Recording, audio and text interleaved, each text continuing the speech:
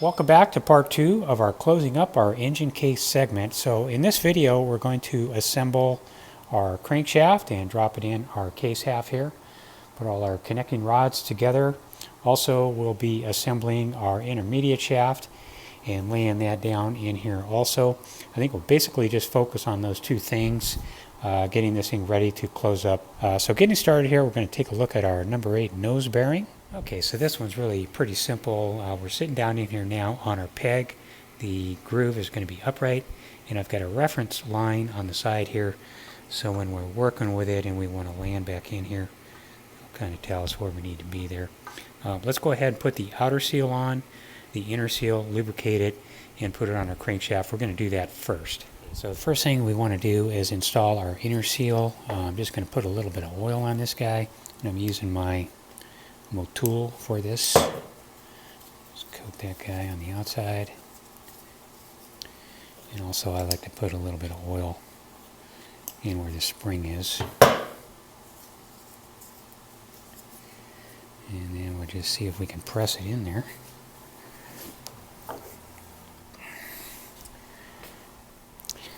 And tap it in there just to make sure it's seated.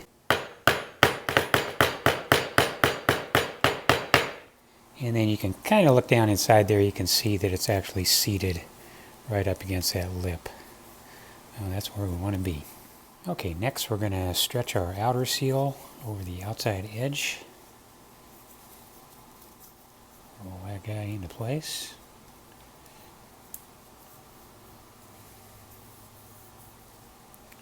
And ready to slide on. Okay, since this is a bearing, we can go ahead and use some of our assembly lube. The winner from our assembly lube shootout, which is the stout lube or state lube. And then I like a little bit of oil on that.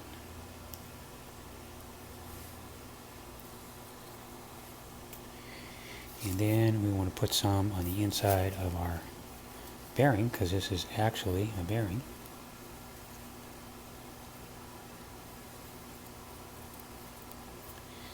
And I want to get some oil down in there.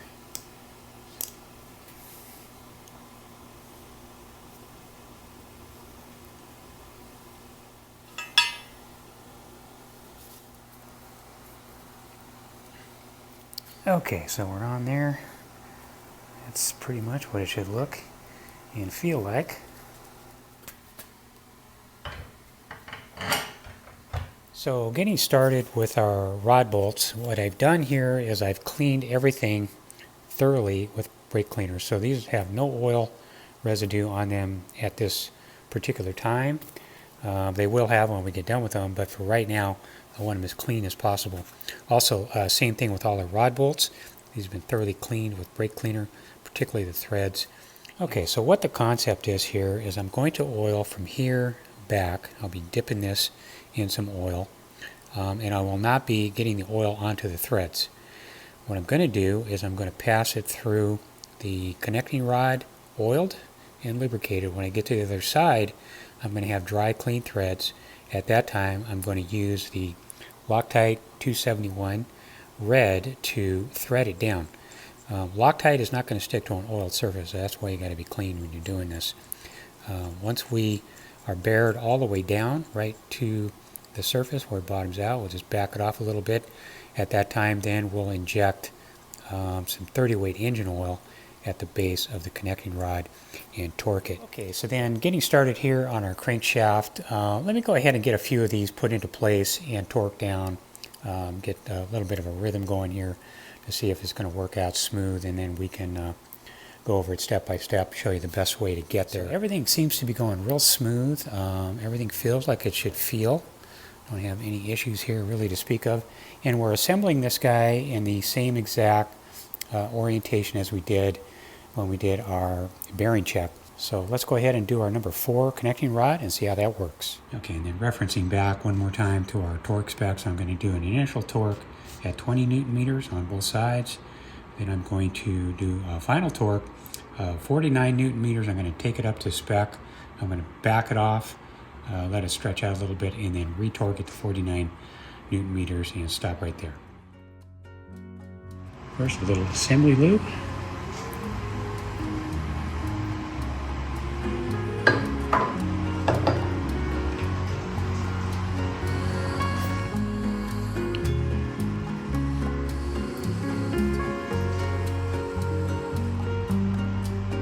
And lots of paper towels is definitely going to be helpful with this. And gloves are absolutely no use. A little bit more tool right in the center.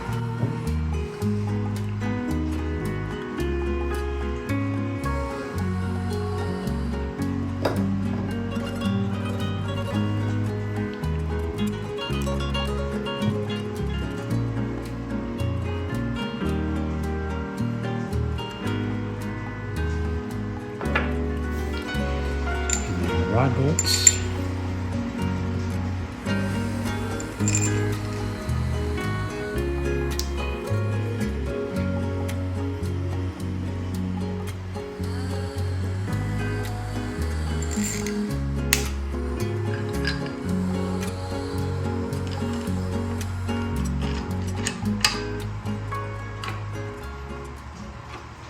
Okay, and then our Loctite. This is going to be our lubricant, so we want to make sure we get plenty in there. If it squeezes out, we can just wipe off the excess.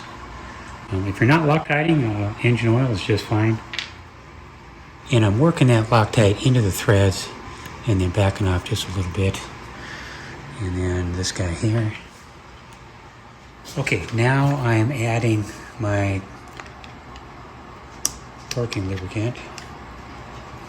Get that on the base of that nut.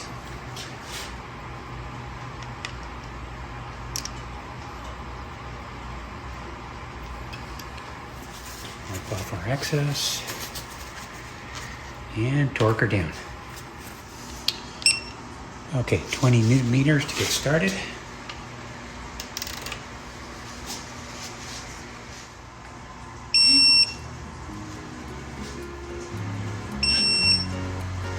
And then 49 Newton meters for back it off a bit. Let it stretch itself out and recalibrate.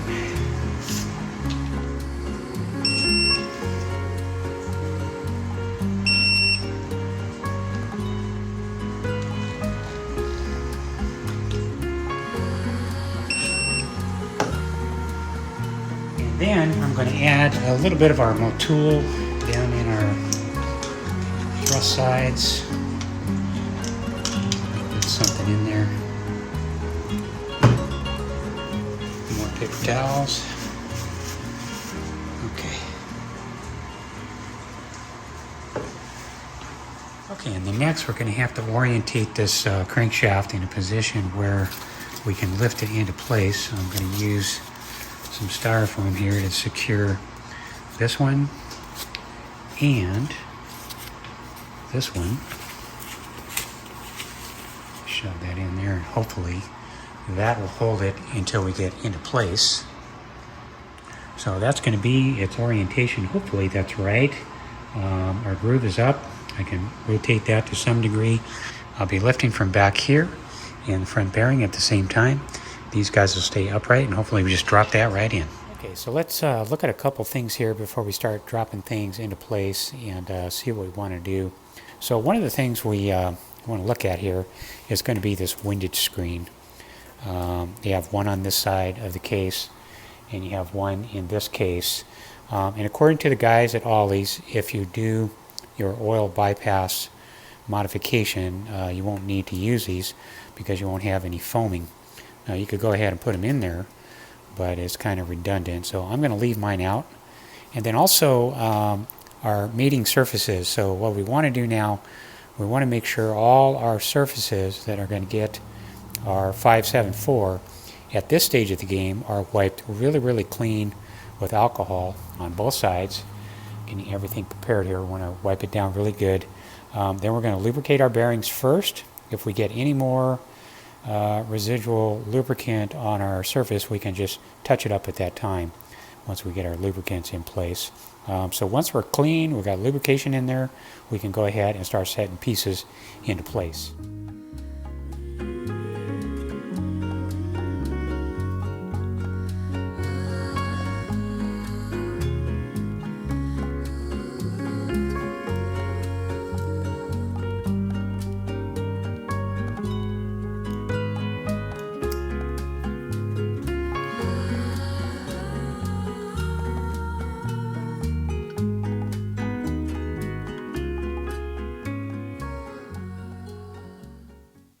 All right, and then also let's take a look at our oil pump here. So I've got a new oil pump.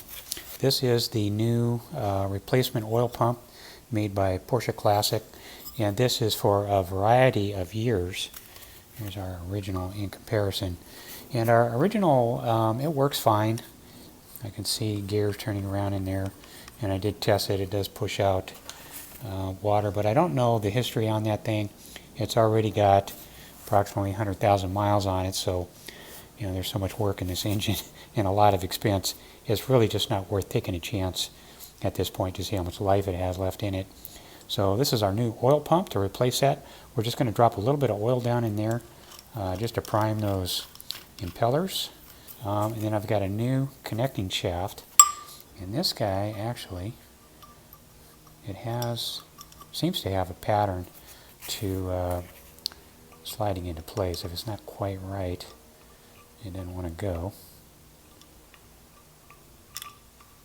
There we go. Okay, and then our intermediate shaft always had polished our main bearing surfaces. We've got two new sprockets on here. You can see my original sprockets are just really eaten up. These things look just absolutely terrible. So we got new ones on there. And we've already had a look at our intermediate shaft meshing with our crankshaft gear.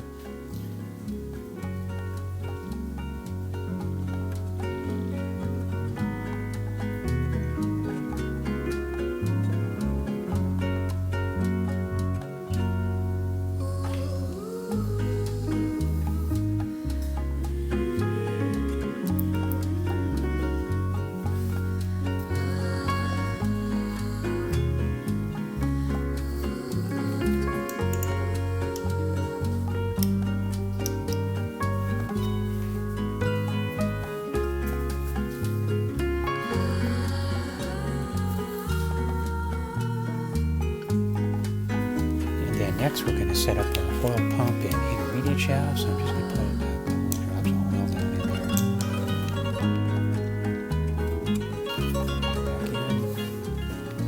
Back in. And then hooking up our chains. These are already pre-lubricated from Porsche. No need to add any extra oil on those.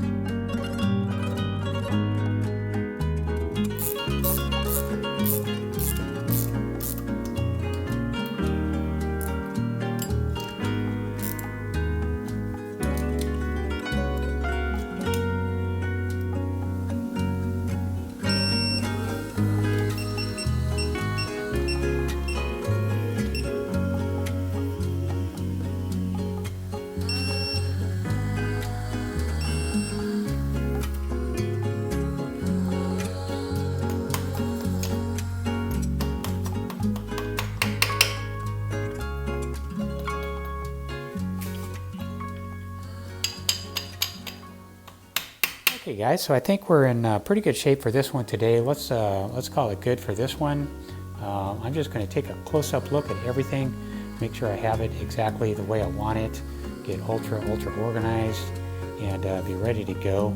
And we'll see you on part 3.